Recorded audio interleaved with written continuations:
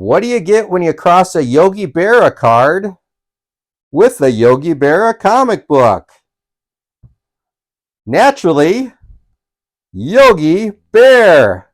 Hey, boo boo, let's take a look at these right now.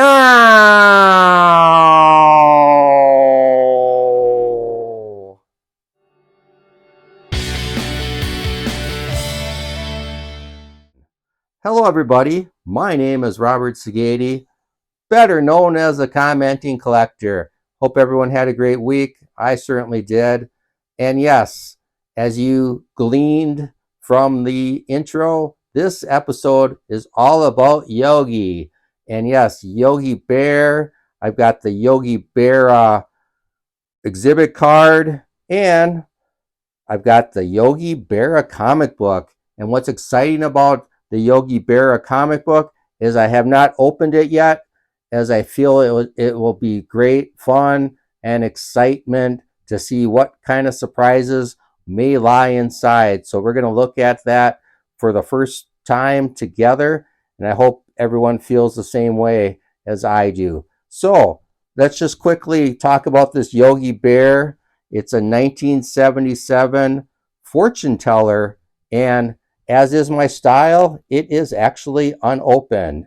So it's made by Hanna-Barbera products, and or actually Hanna-Barbera Productions. And on the back, it talks about the little sticker or the little fortune. It's not really a sticker, it's just a little fortune, and it's inside the pack. If you look at the outline, I think you kind of see one of the Yogi Bears, I think. Hard to tell, but I think there's like a Yogi. There's the hat, there's the eyes, the nose. I don't know if it comes across on the camera, but that's what's inside. But as I am wont to do, I will not open it, as I will resist temptation and keep it in its sealed state, which it has been for, let's see, 46 years. So yeah, if you were to open it, you would place the fortune or character in palm of hand. Remember, this is made in Taiwan, so it's in palm of hand, or in palm of your hand, but in palm of hand. And movement will show moving head, which would mean your fortune would be jealousy. If the character has moving, if the feet move, I guess that means your fortune is indifference. If your character head and feet move, I guess that means you're in love. Lucky you. And if the fortune has curling sides, I guess that means you are fickle. If the character inside, when you place it on the palm of your hand, turns over, I guess that means your fortune is false, whatever that means. And I think this would probably be the best bet. If the character you place in the palm of your hand remains motionless, you turn into, your fortune is cold sweat. And if it curls up entirely, I guess that means excitable, that your fortune is excitable.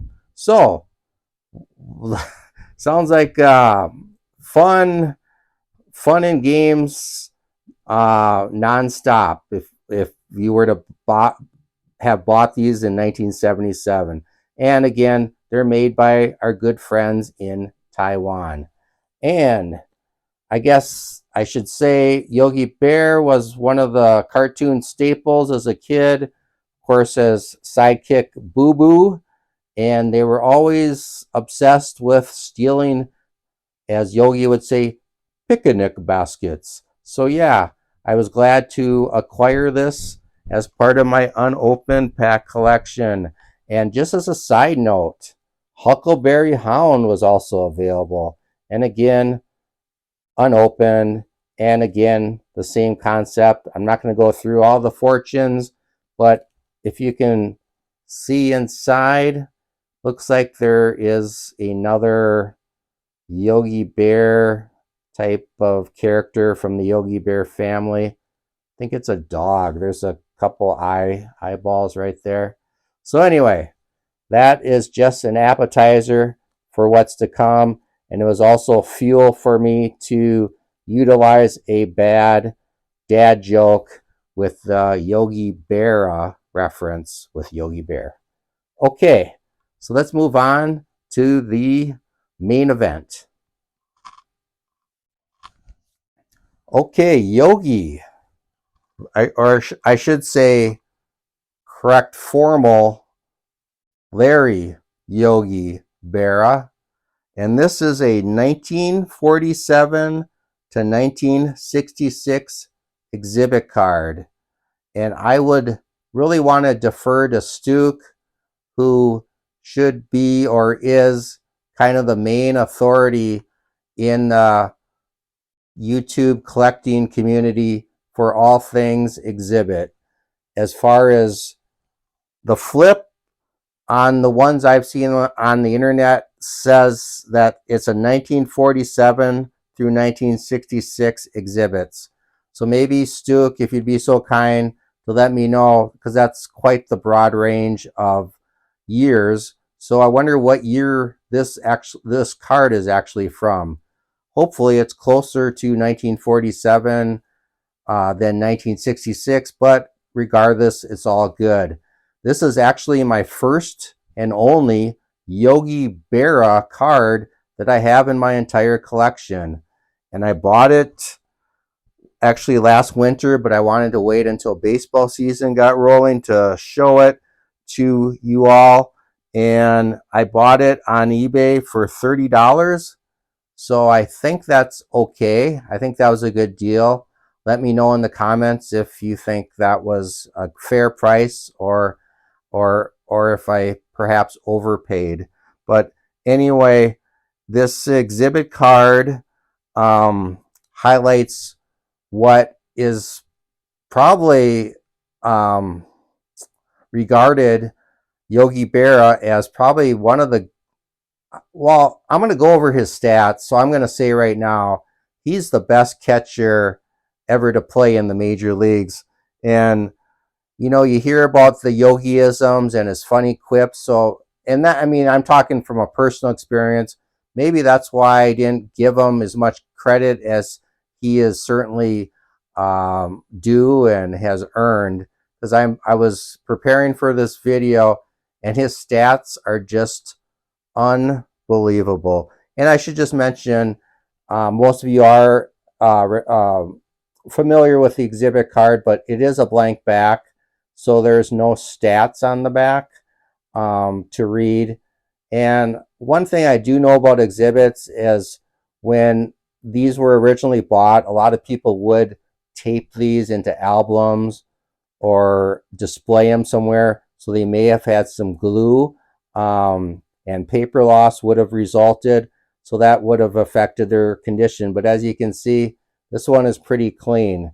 So yeah, I just wanted to go over his stats. Well, first and foremost, Yogi Berra passed away a few years ago, but I just wanted to say thank you for your service, as Yogi was a military vet.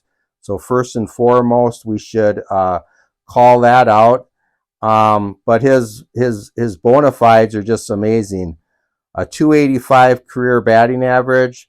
Yogi had 358 career home runs, 1,430 RBI.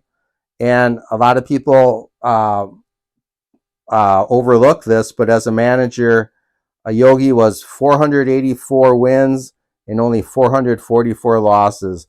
So he actually had a winning record. Back to his playing days, he was an all-star, and these are just what's incredible. He played in 18 all-star games, and probably the best stat that I think would, for my money, secure him as the best catcher ever. He played on 13 World Series champion teams. 13, unbelievable. And so definitely he was on great teams, but personally, he won 3 American League Most Valuable Players. So again, I had in my mind maybe Johnny Bench was the greatest that I remember growing up in the 70s and 80s.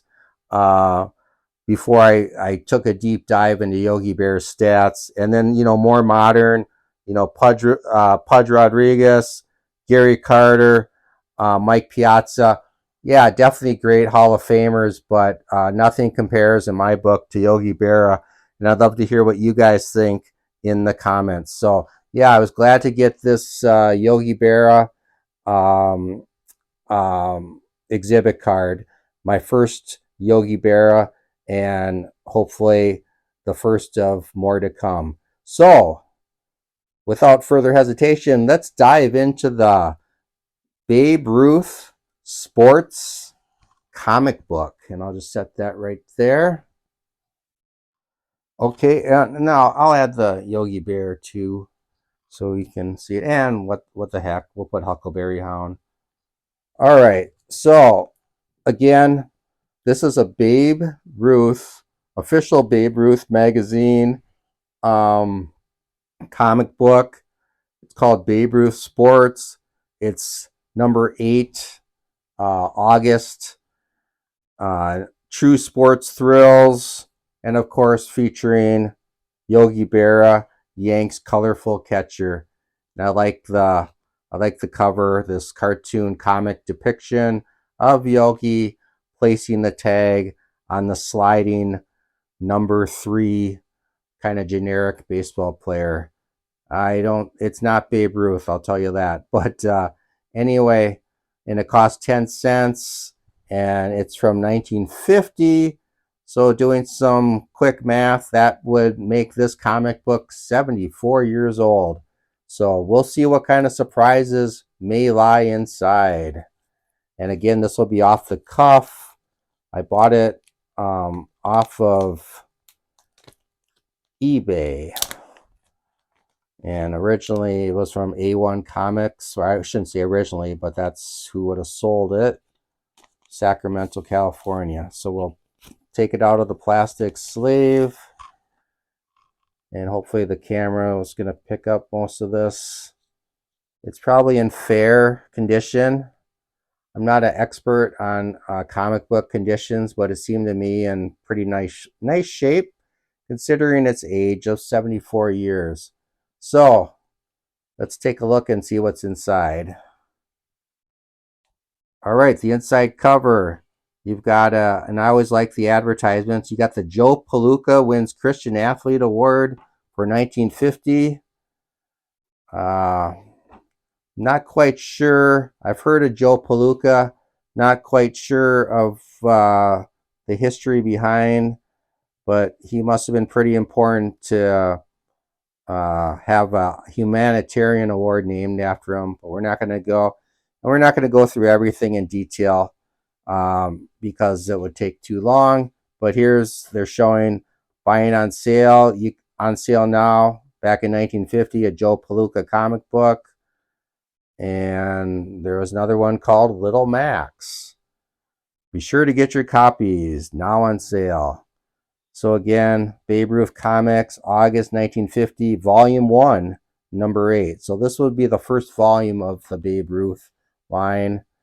And here's something from the editor. It's always neat.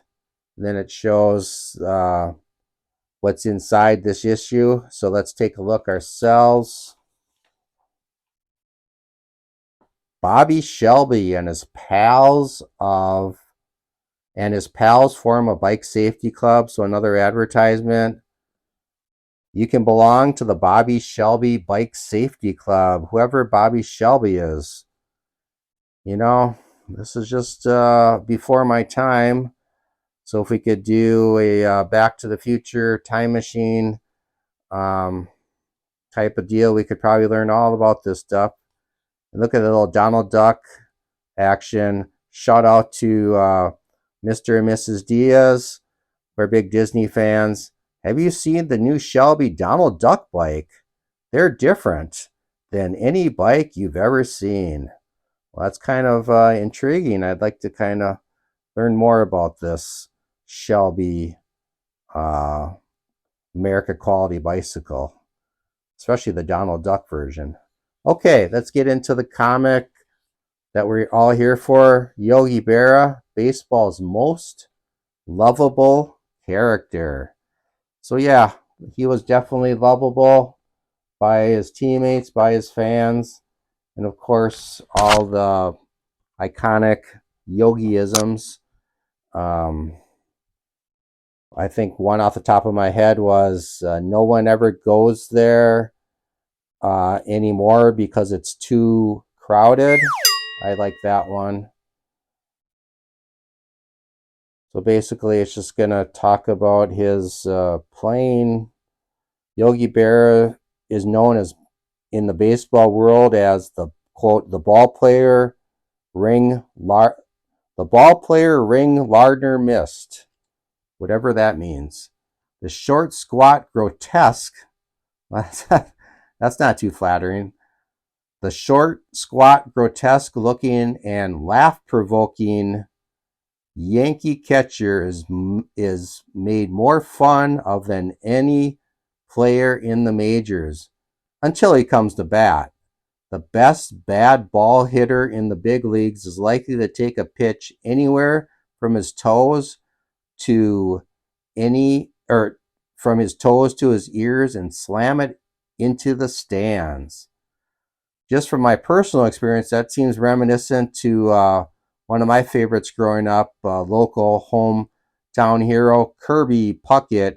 Shout out to Dustin and Blake. But yeah, there was never a ball Kirby couldn't swing at, and when he did, he usually made contact and was definitely the best bad ball hitter I've ever seen in my life. And apparently, that's the same mold that Yogi Bear was in. So it looks like there's a lot more storyline that I'm not going to read. It's in depth, but I just like how the color pops for a 74-year-old comic. Staples are in there good. Really good shape. I'll just finish this last box. At 25, Yogi is rapidly improving. Because you remember, this is 1950, so this is early on in Yogi's career. At 25, Yogi is rapidly improving, is a rapidly improving defensive receiver, a terror at the plate. So he's already established himself at 25. He's taken his place as the finest catchers in the majors, although he'll probably never go down in history as one of baseball's catching greats. I don't think that prediction was too great. They should have probably done better with the Yogi fortune teller cards, but that's interesting. I like that how back in the day, for some reason, they didn't think Yogi would be an all-time great, which he definitely was. So it's basically saying his strange appearance, his unusual mannerisms, and amusing sayings have already become indelibly etched in baseball legend. A great competitor, a wonderful personality, and a most lovable guy. That's Yogi Berra. I couldn't have said that better myself, but I will say I'm kind of fascinated by the fact that even at the early age of 25, he was kind of known for his yogiisms and his character. I thought maybe that happened even more in his later managerial years, or even later in his retirement. So I didn't realize he had that kind of persona during his whole playing career. That's interesting. So they have a Babe Ruth sports quiz on this page, which I kind of like. I'll just read one. What jockey has won the Kentucky Derby 4 times? So back in 1950, the answer was, or actually they're going to have a multiple choice, either Atkinson, Arcaro, or Garner.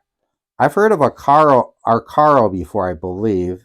So I'm going to see with oh yeah, so right there, if you flip it around, the answer is Eddie Arcaro, who won the Derby more than anyone else. I don't know if that's been broken. Maybe the horse racing fans that are viewing could leave that in the comments, or obviously I could look it up. But yeah, Babe Ruth Sports Quiz. Remember, these are geared not to 56-year-old men who are still collecting sports collectibles as I am myself, but these were geared towards kids back then, so these have been fun. Clubhouse close-ups, so they talking about different things. This kind of catches my eye right here, but Satchel Paige, who thought he knew some Spanish too, got all mixed up in trying to follow the same instructions and wound up on third base. That, said another Cleveland player, is the only way Satchel will ever get to third base, blindfolded. So yeah, that's great. 1950, Satchel Paige has played in the majors. Of course, Jackie had broken the color barrier, so who knows how old Satchel was in 1950. I don't think his age was ever officially known, but I'm sure he was probably in his 40s at that point. So here we are talking about roller derby. That's interesting. Kind of a spin-off of wrestling as far as just the entertainment. Maybe it was a little contrived, but yeah, roller derby, Mad Mayhem on wheels. There's another thing. Gorgeous Gussy Moran. She's the glamour gal of tennis. Gertrude Augustus Moran is the number 7 ranking woman tennis player of the United States. Gorgeous Gussy would be number 1 if looks alone count. Hubba hubba. The glamour gal of the nets is always in the news. She's always in the news too, by dint of her interesting antics around the tennis world. Never heard of Gussy Moran, but obviously back in 1950, she was the cat's meow. I'll have to look it up and see if there's any Gussy Moran cards or memorabilia available on eBay. It'd be kind of fun to look into that. In 1949, when nationally ranked at number 4, she won the National Women's Indoor Singles Crown. Good for her. You go, girl. Gussy Moran. And then I'll finish it off by reading, right now, the only goal of gorgeous Gussy. I guess there's no Me Too movement going on at this point. It's all objectivity, and that's no problem with that at all. The only goal of gorgeous Gussy is to become the women's single tennis champion of the USA. The beautiful, controversial net star has millions of admiring fans rooting for her to win. Yeah, if she had her own YouTube channel, she'd probably have millions of subscribers too, or Instagram or whatever social media she would be on today. It'd probably be amazing. But it'd be interesting to see if, in retrospect, if gorgeous Gussy ever did become the women's single tennis champion of the USA. Seeing that I've never heard of her, my bet is she did not, but it was fun to read about her. And how about this one? Indiana's galloping G-man Fred Wilt. And he is a track star, it looks like. Again, never heard of him. Fred Wilt. When does he get around to Wilton? Training on grass for distance runners. If it works for them, why not me? So he must have been a world-renowned distance runner of some fame. He is now a special agent with the FBI. Wilt is a spare time competitor and it hasn't helped his record. Interesting stuff. We'll just go on. Jack Kelly avenges his dad. Young Jack Kelly made good a goal in life to avenge a wrong done his father many years ago. Today, the world's finest sculling expert has a second goal: to stroke the red and blue of Pennsylvania to rowing victory. So you got all different types of sports in the Babe Ruth comic book. You've got roller derby, you've got long distance running, now you've got sculling. So yeah, interesting stuff. And he was for Pennsylvania. He's got the big P.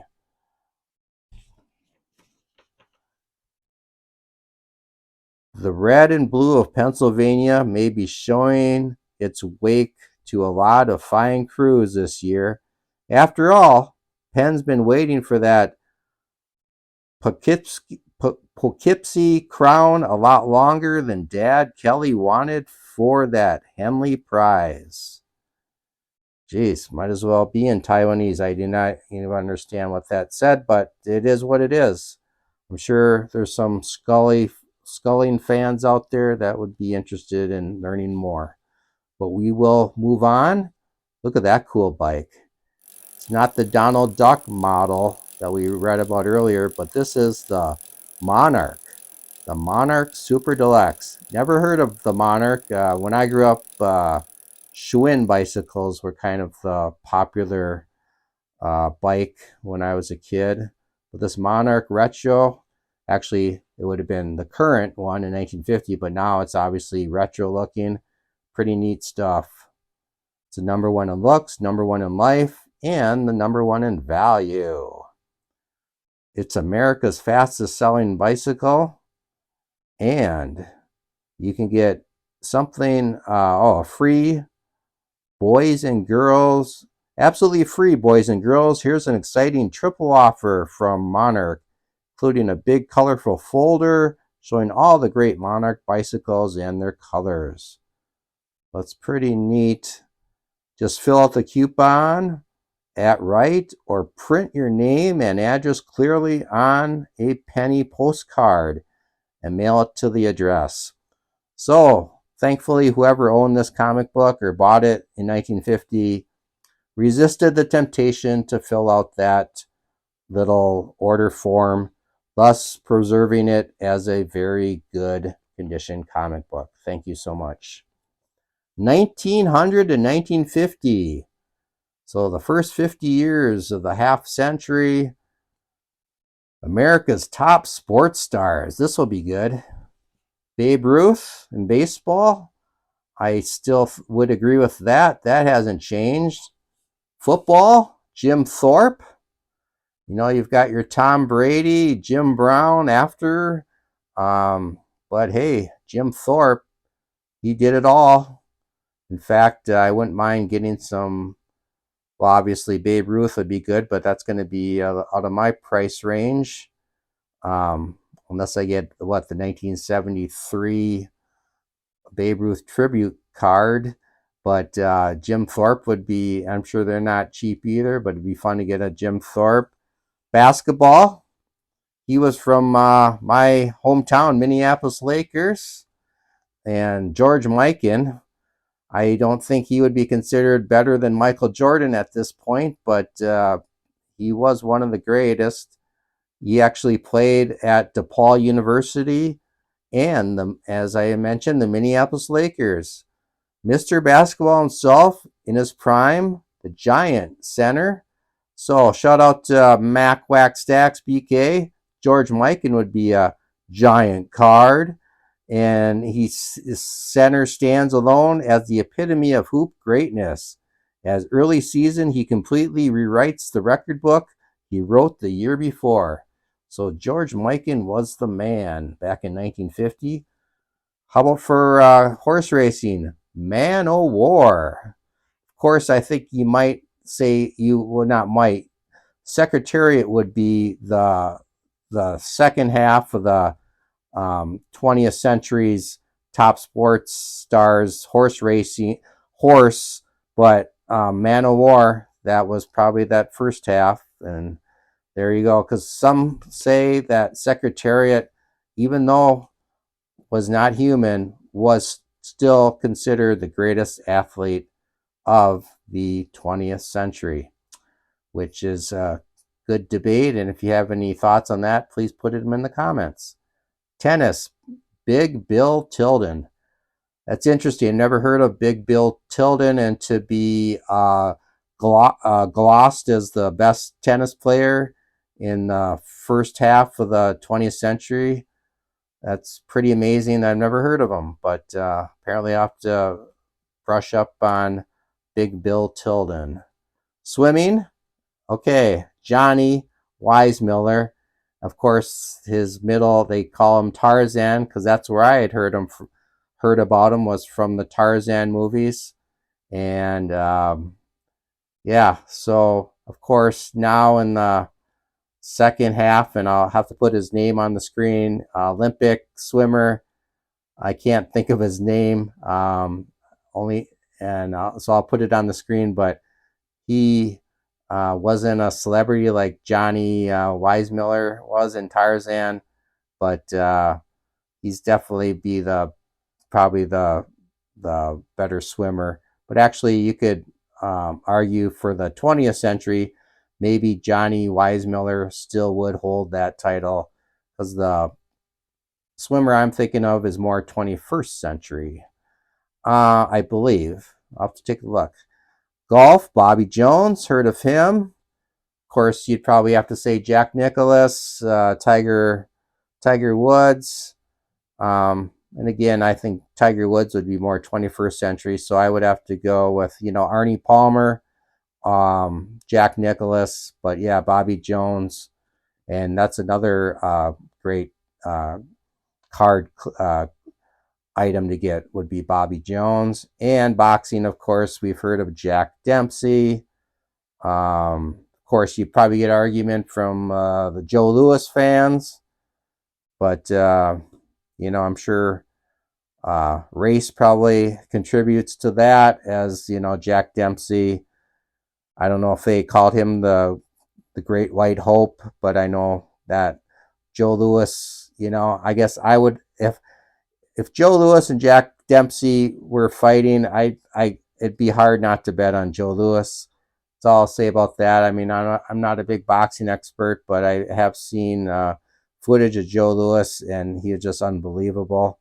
Not to take anything away from Jack Dempsey. Again, that'd be a good conversation for debate. And if you want to put your thoughts in the comments, as I'm reading a comic, that would be awesome.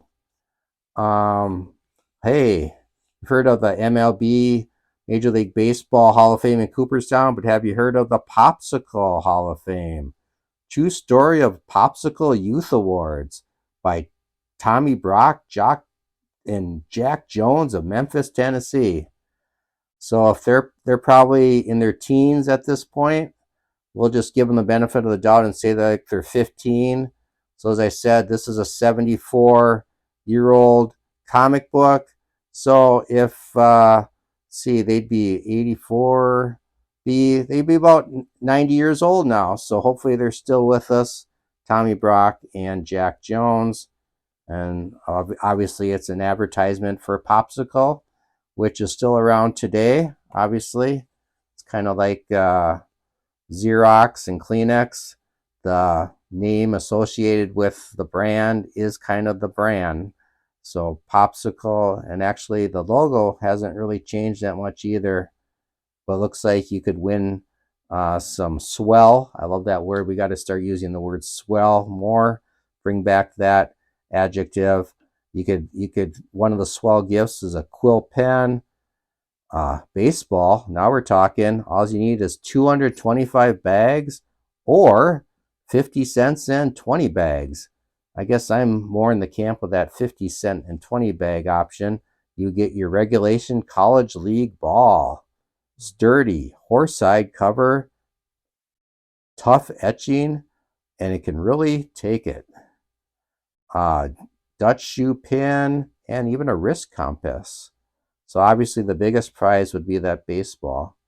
And if you want to get these valuable gifts and lots more, make sure to write to, you guessed it, Popsicle Pete.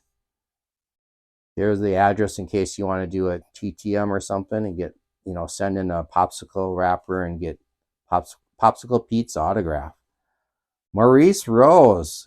I tell you, they're covering all the sports here. Here we got some racing, sensations of the Speedway. Obviously, you've never heard of Maurice Rose. Wonder if it's related to Pete Rose. I doubt it. Yeah, NASCAR got a following. Dale Earnhardt. Sports shorts. As a kid, I wouldn't even have looked at this. I just look at the pictures, even as adults. So I'm going to skip that one. Captain Tootsie. Love it. It's Tootsie Roll doing their promotion. You get a jumbo size for 5 cents. Captain Tootsie lends a helping hand. Kind of wonder if it was more of a Marvel or DC Universe character. I'll go for none of the above. The big T. Captain Tootsie. Here we go. It's a Babe Ruth comic. So what's a Babe Ruth comic without a comic of the life of Babe Ruth? And we're actually here in chapter 8. Babe makes series history. The 1916 Red Sox aspired hustling ball club had repeated their pennant triumph on the year before. Chris Speaker, their center fielder, had been traded, but the sophomore pitching ace Babe Ruth led the way to the flag-winning 23 games and leading the league's hurlers with an earned run average of 1.75. Yep, he was definitely Shohei Ohtani before Shohei was him. I mean, you forget, you don't forget, most people know now, but just pairing his pitching prowess and, of course, his hitting, I would have to say, yeah, you've got your Willie Mays, you got your Hank Aaron's, Jackie Robinson's, you name it, but Joe DiMaggio's, but Babe Ruth would have to be, for my money, the best ball player ever. And again, if you have any opinions on that, I'd love to hear them in the comments. So here's a great comic book, kind of historical, educational history on Babe Ruth. And then at the end, it says, in the next chapter, you will learn how Red Sox were sold to Larry Frazee, how the Babe continued to star on the mound, his fight with umpire Brick Owens, and many interesting episodes in his career. Yeah, that would be fun to get the next episode and hear about that fight. So here we go. We got umpiring tips for all you young aspiring umpires. I wonder if Angel Hernandez could have maybe used this back when he was a youth, or maybe hopefully he would have just chosen a different career. Yeah, the best umpires are the ones that you don't notice. So there's some tips. And we're going to finish this up by getting the Super Duper Chain of Champions key ring. Yours for only 15 cents. And look at that. Joe DiMaggio. Could you imagine that? That'd be a nice little piece of memorabilia. I wonder if you can find any of those anywhere on eBay or other auction houses. And girls, you can get some bow-catching autograph tags and sports charm on a glamorous 9-inch charm bracelet. Delight and amaze your friends with it. You can add charms and autographs. It's kind of neat. And have the snazziest bracelet you ever own. Order today. 15 cents. Coins. So you got to send coins, not stamps. And 2 wrappers from Old Nick or Bit of Honey. Start your own charm bracelet today. So good stuff. So this is interesting that they got the boys and girls key rings and charm bracelets. Heard a bit of honey. We in the business call that geezer pleaser. But then you got the old Nick, which that's got to be in the old-fashioned candy section of the grocery store. Don't know if I'm familiar with it. And, oh, hey, see, like I said, this was unrehearsed, and obviously you can tell it was unrehearsed. But here's the Schwinn I had mentioned before, that they were big when I was a kid. Not this particular model, I'm not that old, but love the retro look. Obviously it was the current look, but it would be a retro look now. 1950 Schwinn Panther. And then you got the Double Bubble, which is actually owned by Topps. So when you're getting your Topps baseball cards and eating that gum, it's actually Bazooka, which I think also makes Double Bubble. I'll have to look that one up. I don't want to go on record by saying that, but we'll take a look at that. Oh, Fleer. There you go. My answer is there. So Topps was Bazooka and Fleer was in Double Bubble. So there you go. It's a Pepsi Coke way of things. It's Fleer, Double Bubble, Topps, Bazooka. And we go to the back inside cover. Winning Sports, all black and white. Look at how new this is. This like came out yesterday. It's unbelievable. And then the back cover. Now you can subscribe to Babe Ruth Sports. What would it cost? Back in 1950, 74 years ago, you could get 12 of these for $1. See, I paid $46 for this. So, yeah, it's called inflation, I guess. 25 big issues for $2. So, I would go for the 25 because you get that extra issue. You could get, yeah, so that's definitely the value. Let's get that 25. Mail it today. 1860 Broadway, New York. So yeah, that's it. Appreciate y'all watching. Hopefully you had fun looking through it as much as I did. Of course, harkening back to my first and only Larry Yogi Bear 1947 to 1966 exhibit card. Again, put out the SOS signal for Stuke's baseball cards and curiosities. Let me know what year this actually was. And then if you're fans of Yogi Bear, Huckleberry Hound, be on the lookout for these. 1977s, you can get them for a few bucks, I think, on eBay.